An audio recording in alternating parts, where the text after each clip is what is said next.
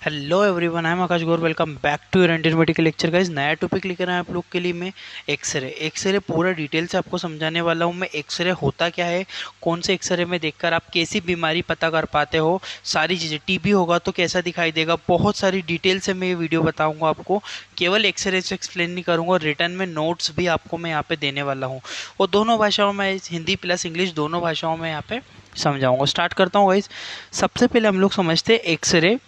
X ray के अंदर दो कलर हो दिखाई, देखो सिंपल बात समझनी है हमको कि एक्सरे जो होता है ना आपका, एक्सरे में सिंपली आपको दो कलर विजिबल रहते हैं। एक आपको ब्लैक कलर दिखाई देता है कहीं कहीं पे, और एक वाइट कलर, ठीक है। इन दोनों कलर के अकॉर्डिंग ही हम बीमारियों को देख पाते हैं कि कौन सी बीमारी हुई है और कौन सी बीमारी अपन समझ पाते हैं, ठीक है। तो बेसिकली दो कलर दिखाई देंगे, एक होता है ब्लैक कलर और एक होता है वाइट कलर, ठीक है। तो देखो व्हाइट कलर क्या होता है, रेडिएशन बोन और हार्ट को भेद कर बाहर नहीं निकल पाती है, इसीलिए वह सफ़ेद कलर की दिखाई देती है। सिंपल बात समझो, इसमें क्या होती है, जो एक्सरे होती है आइनोइजिंग रेडिएशन होती है, ठीक है। तो ये जो रेडिएशन है, इनसे जो निकलने वाली जो रे होती है, एक्सरे जो होती है, बोन्स जो होती है, बोन्स को कभी भी क्रॉस करके नहीं निकलती। और जो आपका जो हार्ट है, क्योंकि हार्ट के अंदर ब्लड होता है, उसको भी क्रॉस नहीं करती है, ठीक है। तो वहां पे अब देखो, जैसे कि चारों तरफ आपको हड्डियां या बोन्स दिखाई दे रही है, यहाँ पे वाइट वाइट है, ठीक है। ये क्लेविकल दिख रही है, ठीक है। रिब बोन आपको दिख रही है। वो जो ब्लैक ब्लैक आपको दिख रहा है ना, ये ब्लैक ब्लैक है। ब्लैक ब्लैक जो है लंग्स, क्योंकि देखो ब्लैक कलर, रेडिएशन लंग्स को आसानी से भेद कर बाहर निकल जाती है, इसीलिए वह ब्लैक कलर की दिखाई देती है। यानी कि जिसको वो नहीं निकाल पाती रेडिएशन, उनकी इमेज बन जाती है, ठीक है। इमेज बन जाती है का मतलब क्या होता है, इमेज का मतलब होता है कि ये जो आपको दिख रही है इमेज, ये इमेज बन चुकी है, उसकी फोटो जो छवि वहाँ पे छप चुकी है, ठीक है। तो दो कलर आपको एक्सरे में दिखाई दे रहे हैं सिंपली, एक है आपका व्हाइट कलर और एक होता है ब्लैक कलर। क्लियर है गाइस, दोनों चीज़ों का फंडा क्लियर रखना। मैं आगे बढ़ता हूँ, स्क्रीनशॉट ले लो इसका, फिर आगे बढ़ता हूँ। अब देखो, हमको इंपॉर्टेंट पॉइंट यानी कि महत्वपूर्ण कुछ बिंदु समझने होंगे इसमें, कि जो एक्सरे होता है ये सभी चीज़ों को देखा जाता है, ठीक है। इसमें सभी प्रकार की चीज़ों को देख सकते हैं, अलग अलग चीज़ों को समझ सकते हैं। जैसे कि क्या क्या हम चीज़ों को देखते हैं, क्या क्या समझते हैं। जैसे कि सीपी एंगल, सीपी एंगल का मतलब होता है कोस्टोफेरेनिक एंगल, ठीक है। ये एंगल देखते हैं हम लोग, हार्ट देखते हैं, लंग्स देखते हैं, ट्रेकिया देखते हैं, और गैस के बबल हम चेक करते हैं, ठीक है। अब देखते हैं हम लोग ये पांचों चीजें हम लोग कैसे चेक कर पाते हैं। आगे बढ़ता हूँ, इसका स्क्रीनशॉट ले लो। सबसे पहले आता है सीपी एंगल। सीपी एंगल आपको, कैस्टो एंगल कैसे लोगे आप लोग, कोस्टो एंगल। कोस्टो एंगल लेने के लिए आपको lower sharp part of lungs is called CP angle. CP angle किसको बोल रहा है, ये सीपी एंगल किसको बोलता है, ये जो आपको यहाँ पे ये वाले भाग दिख रहे हैं, शार्प पार्ट, ये नीचे वाले जो शार्प भाग दिख रहे हैं, इसको हम लोग कहते हैं सीपी एंगल, ठीक है। यानी कि नीचे वाले भागों का अध्ययन करना सीपी एंगल कहलाता है, ठीक है।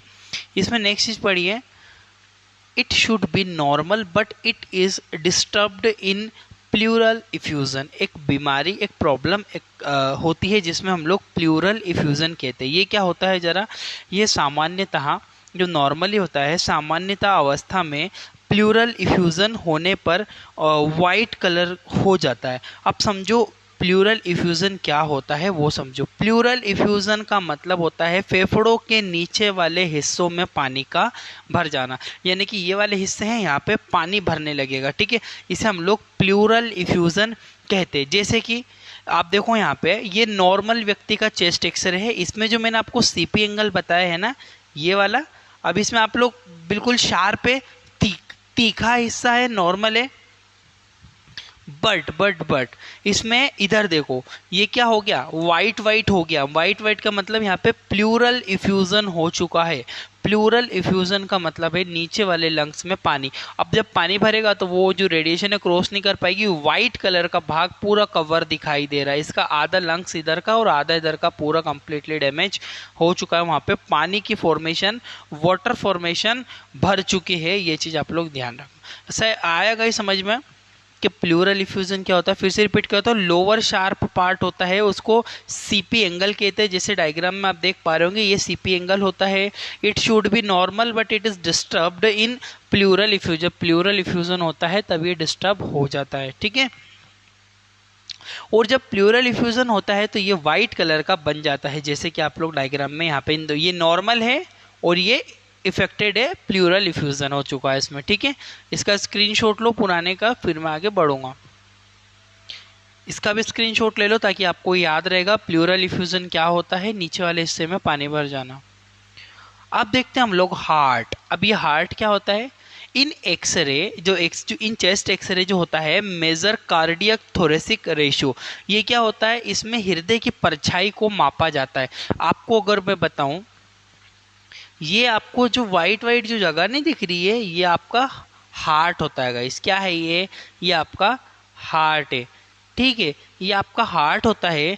तो इस हार्ट का जो डायमीटर दिया हुआ ना, जो डायमेंशन इसका दिया हुआ है, ये जो डायमेंशन है ना गाइस, इस डायमेंशन की को हम लोग माप लेते हैं, इसको नापा जाता है। ये हमारा हार्ट वाला पार्ट है, ठीक है। अब इस हार्ट वाले पार्ट को हमको नाप के देखना है, इसकी साइज कितनी है, जिसे क्या बोलते हैं हम लोग, जिसे हम लोग सिंपली कहते हैं कार्डियक 1 मिनट, जिसको हम लोग क्या बोलते हैं, उसको सिंपली हम लोग बोलते हैं कार्डियक थोरेसिक रेशियो, ठीक है। तो ये कार्डियक थोरेसिक रेशियो होता है, कार्डियक जो थोरेसिक रेशियो होता है, ये कार्डियक थोरेसिक रेशियो कितना होना चाहिए, लगभग 50%, ठीक है। लेस देन 50% से ये कम होना चाहिए कार्डियक रेशियो। यदि 50% है ये, ठीक है। फिर यदि 50% से यदि 75 या अबव जाएगा, यदि बढ़ता है, इसका रेशो बढ़ता है, तो यदि इसका रेशो बढ़ता है इस कारण से कार्डियक थोरेसिक रेशो बढ़ जाए किसी कारण से, तो इसे क्या बोलते हैं,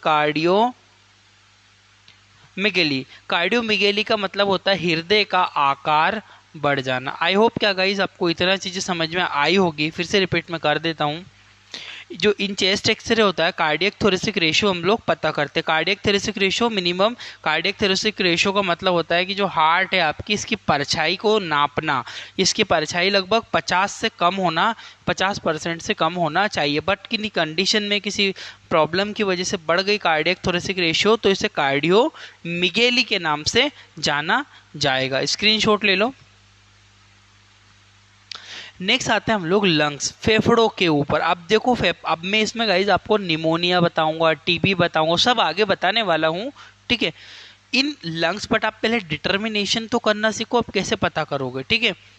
in lungs determine the lungs field. अब इसमें हम फील्ड के जो लंग्स के अलग अलग भागों का अध्ययन करते हैं।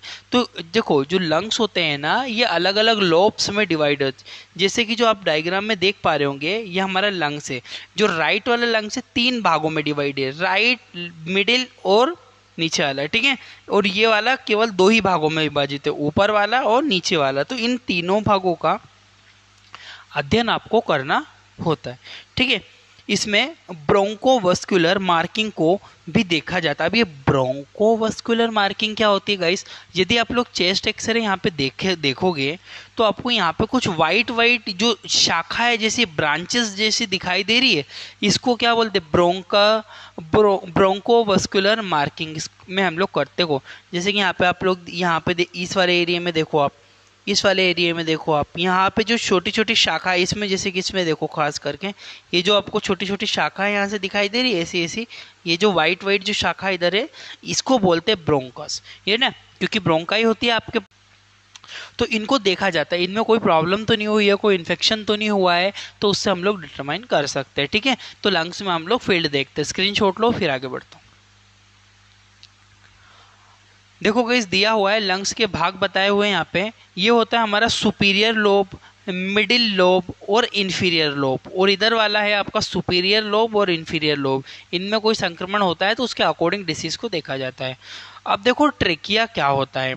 इन x-ray trachea slightly tilted right side, trachea थोड़ी सी सीधी फेफड़ों की तरफ दबी हुई रहती है। अब जैसा डायग्राम देखो आप लोग, अगर आप में यहाँ पे दिख रहा होगा, तो ये जो आपकी जो ट्रेकिया ये बिल्कुल आपको राइट साइड पे यहाँ पे दबी हुई दिखाई दे रही होगी, ठीक है। देखो डायग्राम ये वाला देख लो, तो ये किस साइड दबी हुई है, राइट की साइड दबी हुई रहती है। तो इसको भी देखा जाता है, इसको भी मेजर किया जाता है, ठीक है। इतनी चीज समझ में आई आपको। तो इसको बोलते हैं trachea slightly tilde down right side, ठीक है। Trachea internally divided into right and left lungs, ठीक है। देखो सिंपली इंटरनली अगर ये डिवाइडेड रहती है राइट में और लेफ्ट में, जो मैंने पीछे तो आपको बताया था ना कि ब्रोंकोवस्कुलर मार्किंग होती है, वो यही होती है ब्रोंकस, ठीक है। छोटी छोटी शाखाएं होती है जो हम। अब आगे बढ़ता हूँ मैं, ऐसे इसका स्क्रीनशॉट लो आप लोग। अब बढ़ते ट्यूब, अब कुछ डिसीज़ वगैरह में हम लोग देख लेते हैं कि डिसीज़ में कैसे एक्सरे दिखाए। अब जैसे कि ट्यूबरक्लोसिस, किसी को टीबी हो गया, तो टीबी में जो चेस्ट एक्सरे है उसमें आप कैसे पहचानोगे इसको टीबी हुआ है। देखो दो चीज़ें देखेंगे, एक कैविटी देखते हैं और एक होता है hilar lymph node. Hilar lymph node क्या होता है, ट्यूबरक्लोसिस होने पर लिम्फ नोड बड़े हो जाते हैं। अब ये इस डायग्राम में आप देखो तो आपको लिम्फ नोड क्या होते हैं, देखो जरा डायग्राम में, यहाँ पे देखो, अब मैं बताता हूँ। ये जो स्ट्रक्चर आपको दिख रहा है यहाँ पे, ये लिम्फ नोड सूजे हुए हैं, ठीक है, स्वेलअप हुए हैं ना, ये दिख रहा है आपको लिम्फ नोड। यहाँ पे जो लिम्फ नोड है ये सूज गए, लिम्फ सूजी हुई है, यहाँ पे लिम्फ बनी हुई है। अब जब ये लिम्फ बड़ी हो जाती है तब ये टीबी का जो इन्फेक्शन होता है, ट्यूबरक्लोसिस का जो इन्फेक्शन होता है, टीबी की कंडीशन में हमको यहाँ पे सिंपली देखने को मिलता है कि ये जो होता है ये बड़े हो जाते हैं। क्लियर है गाइस। केविटी क्या होती है, ट्यूबरक्लोसिस जब होता है, ट्यूबरक्लोसिस होने पर धीरे धीरे छोटी छोटी कैविटी फेफड़ों में बनने लगती है। जैसे कि बगल वाले डायग्राम में देखो आप लोग, तो आपको दिख रहा होगा कि जगह जगह पर ये जो कैविटी बनी हुई है, छोटी छोटी छोटी छोटी वाइट, पूरे लंग्स में ही फैली हुई है ये, ठीक है, जगह जगह कैविटियाँ बन जाती है। इसको हम लोग क्या बोलते हैं गाइस, कैविटी, ठीक है। ट्यूबरक्लोसिस होने पर या तो आपको लिम्फ नोड सूजे हुए मिलेंगे इस तरह से, वो स्वेलअप मिलेंगे, या फिर आपको कैविटी देखने को मिलती है। स्क्रीनशॉट ले लो इसका, ट्यूबरक्लोसिस का। नेक्स्ट आता है गाइस न्यूमोथोरेक्स। न्यूमोथोरेक्स क्या होता है, फेफड़ों में हवा के भर जाने को न्यूमोथोरेक्स कहते हैं। जैसे कि अब में फेफड़ों में हवा तो रहती है, ठीक है, जैसे हम रेस्पिरेशन करते हैं तो एयर तो अंदर जाती है, बट उसके वॉल में, जो आपके फेफड़े है उसके बाहर में जो जो वॉल है उसमें हवा का भर जाना, उसमें एयर एंटर करने लगती है। जैसे कि आप लोग देखो, जो राइट वाला जो लंग्स है ये नॉर्मल है, लेफ्ट वाला बहुत ज़्यादा ब्लैक हो गया है। ब्लैक यानी कि इसमें बहुत ज़्यादा हवा भर चुकी है, ठीक है, इसमें हवा भरी हुई है, यानी कि इसे न्यूमोथोरेक्स हुआ है। स्क्रीनशॉट ले लो न्यूमोथोरेक्स का, फिर आगे बढ़ता हूँ। नेक्स्ट आता है हमारा निमोनिया। अब निमोनिया में आप कैसे पहचानोगे निमोनिया हुआ है। देखो गाइस, निमोनिया क्या होता है, टिश्यू इन्फ्लामेशन होता है, ठीक है, जो लंग्स का जो टिश्यू है उसमें इन्फ्लामेशन होने लगता है, वो टिश्यू में। तो आप देखो यहाँ पे सिंपली कि जो जो लोअर वाला लंग्स है ये लेबर निमोनिया का है ना। लेबर निमोनिया मतलब डाउन वाला जो निमोनिया है यहाँ पे, इसका पूरा एरिया कवर हो चुका है, ठीक है, ये आप लोग यहाँ पे देख सकते हो, इसको हम लोग बोलते हैं लेबर निमोनिया। तो निमोनिया का कुछ इस तरह से एक्सरे आप इसको पहचान सकते हो।